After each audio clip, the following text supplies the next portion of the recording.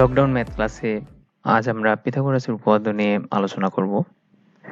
পিথাগোরাসকে তোমরা অনেকেই তোমাদের লাইফ মেজারেবল করে ফেলার কারিগর হিসেবে অনেকে মনে করো। আসলে তার মাধ্যমে তোমরা যে ওনার প্রতি ভালোবাসার বহিঃপ্রকাশ ঘটাও সেটা বোঝা যায়।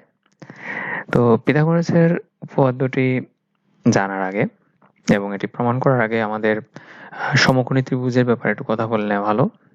তোমরা জানো সমকোণী ত্রিভুজ হচ্ছে যদি কোনো ত্রিভুজের একটি কোণের পরিমাণ এক সমকোণ হয় তবে তাকে সমকোণী ত্রিভুজ বলে। এখানে আমাদের এবিসি ত্রিভুজে কোণ বি বা কোণ এবিসি হলো এক সমকোণ, তাহলে এটি একটি সমকোণী ত্রিভুজ। কোন সমকোণী ত্রিভুজের সমকোণের বিপরীত বাহু, এখানে সমকোণের বি এর বিপরীত বাহু হচ্ছে এসি, বিপরীত বাহুকে বলা হয় সমকোণের বিপরীত বাহুকে বলা হয় হাইপোটেনিউজ বা অতিভুজ। এবার সমকোণ ব্যতীত অপর দুইটি কোণ রয়েছে, এই অপর দুইটি কোণের যে কোনো একটিকে নিয়ে যে আমরা আলোচনা করি, ধরো এখানে আমরা কোণ সি কে নিয়ে আলোচনা করব, তাহলে সি কোণ সি এর যে বিপরীত বাহু অর্থাৎ এবি, এটাকে বলা হয় অপোজিট সাইড বা বিপরীত বাহু, এটাকে অনেক সময় পারপেন্ডিকুলার বা লম্বও বলা হয়। অপরপক্ষে এই সি কোণের সংলগ্ন যে বাহু বা অ্যাডজেসেন্ট যে সাইড, সেটাকে বলা হয় সংলগ্ন বাহু বা ভূমি অ্যাডজেসেন্ট অথবা বেজও বলা হয়।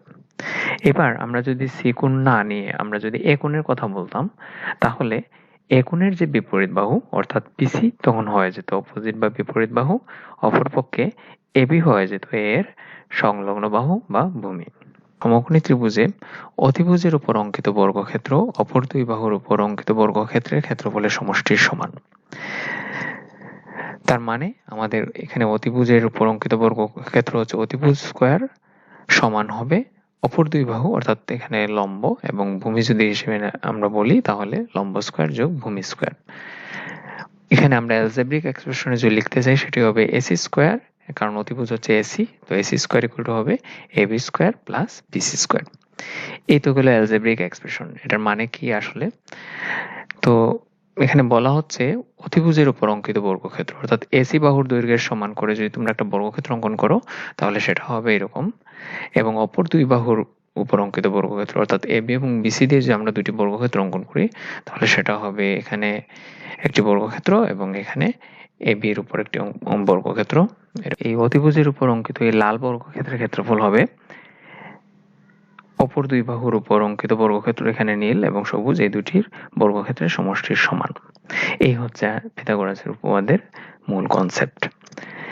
তো পিথাগোরাসের উপপাদ্য প্রমাণ করার আগে আমাদের আরো কিছু ইনফরমেশন জেনে নেওয়া ভালো। সেটা হচ্ছে একটি ত্রিভুজে আমরা জানি তিন কোণের সমষ্টি হচ্ছে 180 ডিগ্রি।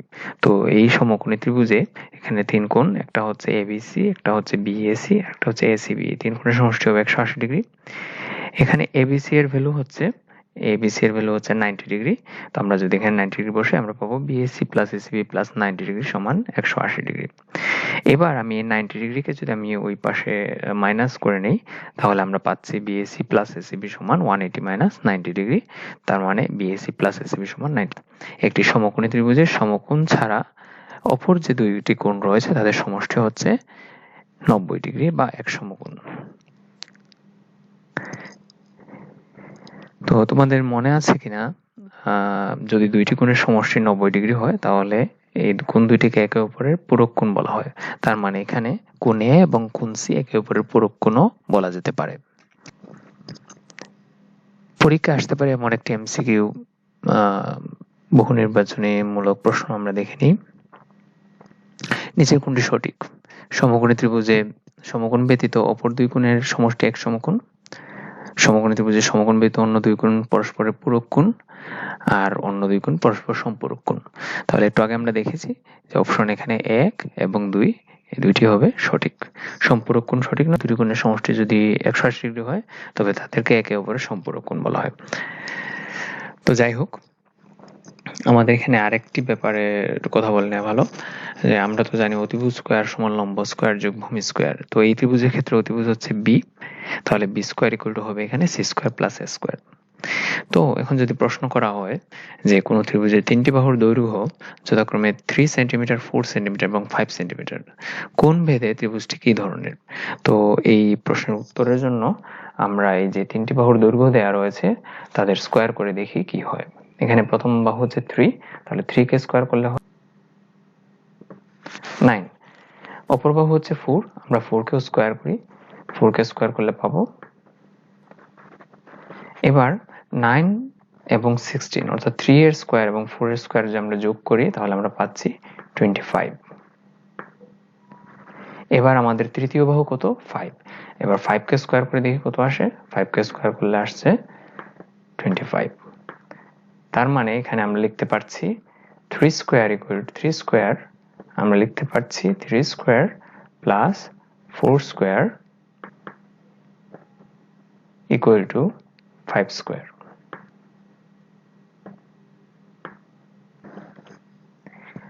এবার দুটি বাহুর বর্গের সমষ্টি যদি তৃতীয় বাহুর বর্গের সমান হয় তাহলে অবশ্যই ত্রিভুজটি কি ধরনের ত্রিভুজ? সমকোণী ত্রিভুজ, অর্থাৎ কোণ ভেদে ত্রিভুজটি হবে সমকোণী ত্রিভুজ। সৃজনশীল প্রশ্নের 2 মার্কসের ক নাম্বারে প্রায় সময় এই ধরনের একটি প্রশ্ন দেয়া থাকে, আর নৈর্ব্যক্তিক প্রশ্নে তো থাকেই। পিথাগোরাস উপপাদ্যের প্রমাণের আগে আরেকটি ইনফরমেশন নিতে চাই, সেটা হচ্ছে এখানে একটি ট্রাপিজিয়াম দেখা যাচ্ছে, ABDE ট্রাপিজিয়াম। এখানে ট্রাপিজিয়াম কেন ট্রাপিজিয়াম? কারণ এই AB বাহু এবং D বাহু পরস্পর সমান্তরাল, কেননা তারা উভয়ই BD রেখার উপর লম্ব, আর BD এবং এই অসমান্তরাল বাহু দেখেই বোঝা যাচ্ছে। তো ট্রাপিজিয়াম ক্ষেত্রের ক্ষেত্রফল আমরা জানি হাফ গুণ সমান্তরাল বাহুদ্বয়ের যোগফল। এখানে সমান্তরাল বাহুদ্বয় কারা কারা? AB এবং D। তার মানে AB এবং D এর যোগফল এবং তাদের মধ্যবর্তী লম্ব দূরত্ব। তাহলে দুইটি বাহুর সাথে লম্ব দূরত্ব উৎপন্ন করছে হচ্ছে BD, তাহলে তাদের লম্ব দূরত্ব হচ্ছে BD, অর্থাৎ half into AB plus D into BD। Now we are all set for the proof of the theorem. আমরা এখন শুরু করতে পারি। তো পিথাগোরাসের উপপাদ্য হচ্ছে সমকোণী ত্রিভুজ অতিভুজের উপর অঙ্কিত বর্গক্ষেত্র অপর দুই বাহুর উপর অঙ্কিত বর্গক্ষেত্রের ক্ষেত্রফলের সমষ্টির সমান। তো প্রথমে আমাদের একটি সমকোণী ত্রিভুজের প্রয়োজন। আমরা একটি সমকোণী ত্রিভুজ নিলাম। এখানে সমকোণী ত্রিভুজের নাম দিলাম ABC এবং সমকোণ হিসেবে নিলাম আমরা কোণ B কে। তাহলে আমরা বিশেষ নির্বাচন পার্টটা কি হবে? বিশেষ নির্বাচন বা জেনারেলাইজেশন হবে, মনে করি ABC একটি সমকোণী ত্রিভুজ, প্রমাণ করতে হবে যে AC square equal two AB square plus BC square, অর্থাৎ B square equal two C square plus A square. কারণ অতিভুজ AC কে আমরা এখানে B ধরে নিয়েছি, এখানে প্রমাণের সুবিধার জন্য এই কাজটি করা হয়েছে। আর AC কে আমরা C ধরে নিলাম, ছোট হাতের C, আর BC কে ছোট হাতের A ধরে নিলাম। তার মানে B square equal two C square plus A square. এবার এই প্রমাণটা করার জন্য এখানে কিছু অঙ্কন করে নিতে হবে। সেটা হচ্ছে আমরা প্রথমে এই BC বাহুকে এখানে একটু বর্ধিত করব, ধরো D পর্যন্ত বর্ধিত করলাম, এবং যেন এই বর্ধিত অংশ অর্থাৎ CD যেন AB এর সমান হয়, অর্থাৎ AB যদি C হয় CD সমান হবে C। এখানে CD এর মাপ ছোট হাতের C নিয়ে নিলাম। এবার D বিন্দুতে আমরা একটি লম্ব টানি, ধরো আমরা এখানে DE লম্ব টানবো। এই DE লম্বের দৈর্ঘ্য হবে এখানের BC বাহুর দৈর্ঘ্যের সমান, অর্থাৎ BC বাহুর দৈর্ঘ্য যদি A হয় তাহলে DE এর লম্বের দৈর্ঘ্য হবে A। এবার আমরা AE এবং CE যোগ করে নিব। তাহলে অঙ্কন কি? BC বাহুকে D পর্যন্ত এমনভাবে বর্ধিত করি যেন B সমান AB সমান C হয়। D বিন্দুতে DE লম্ব CD আঁকি যেন DE আর BC সমান A হয়। AE আর C যোগ করি। খেয়াল করে দেখো, এই AB আর CD সমান BC আর ED সমান, আর আমরা যেহেতু এখানে লম্ব টেনেছি তাহলে এটা হচ্ছে 90 ডিগ্রি। কিন্তু এই C বাহু আর AC বাহু সমান কিনা তা কিন্তু আমরা এখনো বলতে পারবো না। তো আমরা এবার প্রমাণে চলে যাব। প্রমাণটা আমরা আসলে 3টি ধাপে করব। প্রথম ধাপে আমরা সর্বসমতা দেখাবো, এই দুইটি ত্রিভুজের সর্বসমতা ABC আর CD। দ্বিতীয় ধাপে দেখাবো এই AC ত্রিভুজটি সমকোণী ত্রিভুজ, আর তৃতীয় ধাপে আমরা এই ট্রাপিজিয়াম নিয়ে কাজ করব।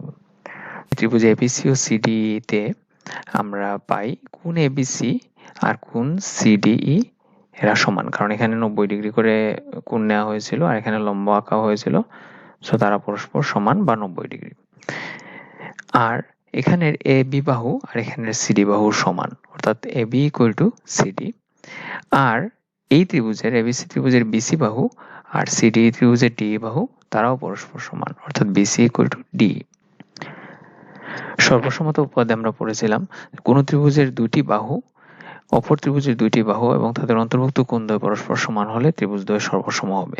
এখানে ABC ত্রিভুজে AB আর CD ত্রিভুজের CD সমান এবিসি ত্রিভুজের বিসি সিডি ত্রিভুজের ডি সমান এবং এবিসি ত্রিভুজের এবি এবং বিসি এর অন্তর্ভুক্ত কোণ বি আর এখানে সিডি এবং ডি এর অন্তর্ভুক্ত কোণ ডি সমান হয় এই ত্রিভুজ দুটি সর্বসম, অর্থাৎ এবিসি সর্বসম সিডি। আর দুইটি ত্রিভুজ সর্বসম হলে তাদের হাত পা লেজ মাথা সবই সমান, অর্থাৎ বাকি থাকলো এই এসি বাহু আর সি বাহু সমান হয়ে যাবে, অর্থাৎ এসি সমান সি, অর্থাৎ এসির দৈর্ঘ্য যদি বি হয় সি এর দৈর্ঘ্য হবে বি। বাহু সমান হলো, এবার সমান সমান বাহুর বিপরীত কোণগুলো সমান হবে। তাহলে বিসি বাহুর বিপরীত কোণ হচ্ছে এ, আর এখানে বিসি এর সমান বাহু ছিল ডিই, তার বিপরীত কোণ হচ্ছে ইসিডি, অর্থাৎ কোণ বিএসি সমান হবে ইসিডি। আমি এখানে বিএসি কে এখানে একটি ক্রস চিহ্ন দিলাম বোঝার সুবিধার জন্য, তাহলে আমার সিইসিডি এটাতেও আমি একটা ক্রস চিহ্ন দেব, কারণ এই দুইটা কোণ সমান। আবার এই এবিসি ত্রিভুজে এবি বাহুর বিপরীত কোণ হচ্ছে এসিবি, এটাকে আমি ডাবল টিক দিয়ে দিলাম। আর এখানে এই এবি বাহুর সমান বাহু হচ্ছে সিডি, তাহলে তার বিপরীত কোণ হচ্ছে সিইডি, এটাকে আমি ডাবল টিক দিয়ে দিলাম। তাহলে এখানে এই সিইডি আর এখানে এসিবি পরস্পর সমান।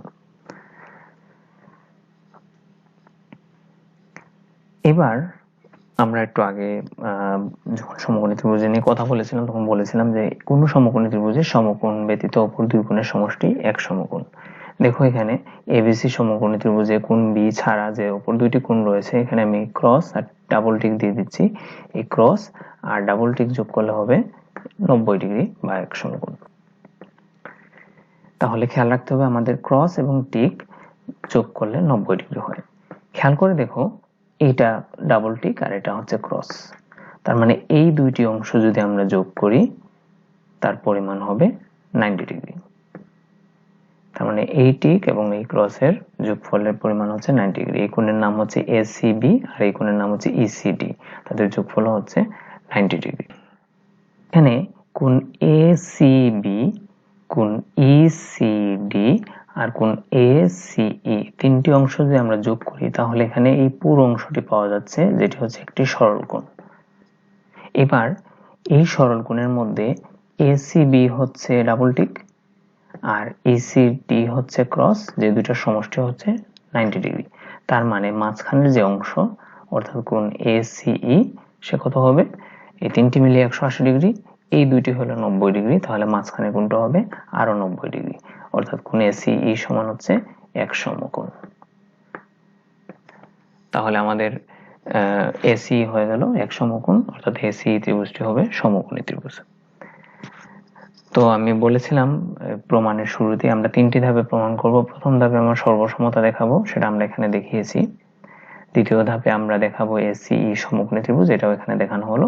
তৃতীয় ধাপ যেটি সেটা হচ্ছে ট্রাপিজিয়ামের ক্ষেত্রফল। প্রমাণের থার্ড স্টেপে চলে আসছি। এখানে ট্রাপিজিয়াম এবিডি এর ক্ষেত্রফল যদি আমরা হিসাব করতে চাই তাহলে আমরা এই ভিতরের তিনটি অংশ অর্থাৎ তিনটি ত্রিভুজের ক্ষেত্রফল যোগ করলে আমরা পেয়ে যাব, অর্থাৎ এই ট্রাপিজিয়াম এবিডিই এর ক্ষেত্রফল হবে ত্রিভুজ এবিসিই এর ক্ষেত্রফল, ত্রিভুজ এসিই এর ক্ষেত্রফল এবং ত্রিভুজ ইসিডি এর ক্ষেত্রফল। এবার এবিডিই ট্রাপিজিয়ামের ক্ষেত্রফল কি?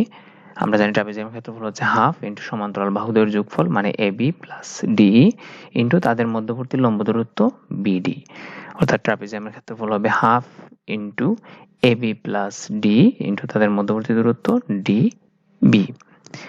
ত্রিভুজ এবিসি এর ক্ষেত্রফল কি?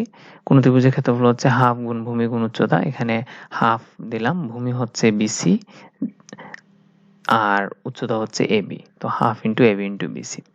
ঠিক এইভাবে সিডি ত্রিভুজের ক্ষেত্রফল হাফ গুণ ভূমি গুণ উচ্চতা, তো এখানে ভূমি হচ্ছে সিডি আর উচ্চতা হচ্ছে ডি, তাহলে হাফ গুণ সিডি ইন্টু ডি। আর ত্রিভুজ এসিই এর ক্ষেত্রফল হচ্ছে হাফ গুণ ভূমি গুণ উচ্চতা, তো আমরা জানি এখানে ছিল সমকোণ, সমকোণ দুটি বাহু হচ্ছে ভূমি এবং উচ্চতা, তাহলে এখানে হবে এটাও বি আমরা জানি, তো এখানে হবে half into AC into C, half into AC into C. এবার আমরা এই বাহুগুলোর দৈর্ঘ্যের যে মাপগুলো ছোট হাতের অ্যালফাবেট দিয়ে দেওয়া আছে সেগুলো বসিয়ে নেই। তাহলে কি পাচ্ছি, হাফ ইন্টু এবির জায়গায় ছোট হাতের সি প্লাস ডি এর জায়গায় এ, আর এই বিডি এর বদলে দেখো আমরা লিখতে পারি বিসি প্লাস সিডি, তার মানে এ প্লাস সি। তাহলে এই বিডির বদলে আমরা লিখে ফেললাম এ প্লাস সি। অপরপক্ষে half into A B, half এর হাফ রইল, এ বি এর বদলে আমরা লিখতে পারি স্মল আর সি লিখলাম, ইন্টু বিসি এর বদলে আমরা লিখতে পারি স্মল লেটারে এ লিখলাম, plus half into CD into D, তো হাফ থাকলো সিডি এর বদলে কি লেখা যায়, ডি এর বদলে লেখা যায় সি, আর ই এর বদলে লেখা যায় এ, তো আমরা লিখলাম half into C into A. তৃতীয় যে ত্রিভুজ এসি, এটার ক্ষেত্রে বলেছে half into AC into C, যেখানে এসি সমান হচ্ছে বি এবং সি এর সমানও বি, তাহলে আমরা লিখতে পারি হাফ ইন্টু বি। এবার আমরা উভয় পক্ষ থেকে যদি সব হাফ গুলো ক্যান্সেল করে দিই, তাহলে এখানে পাবো সি প্লাস এ আর C plus A by plus A কি কথা, তাহলে C plus A into C plus A সমান হচ্ছে C plus A whole square. এখানে দেখো সি ইন্টু এ রইল প্লাস সি ইন্টু এ রইল প্লাস এখানে থাকলো B square. C plus A whole square আমরা এ প্লাস বি হোল স্কোয়ারের ফর্মুলা অনুযায়ী লিখতে পারি C square plus two C A plus A square.